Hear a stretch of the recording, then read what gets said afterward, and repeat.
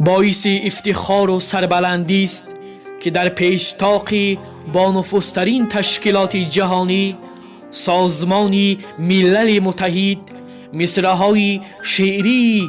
سعدی شیرازی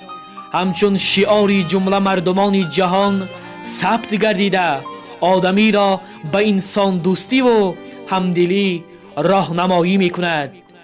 بنی آدم اعضای یکدیگرند که در آفرینش زیه گوهرند. پیکری 4 مشعل افروزی علم جهانی، نابغگان همه دور و زمان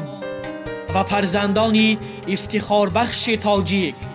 در نزد بنای سازمان ملل متحد در وین ابن سینا،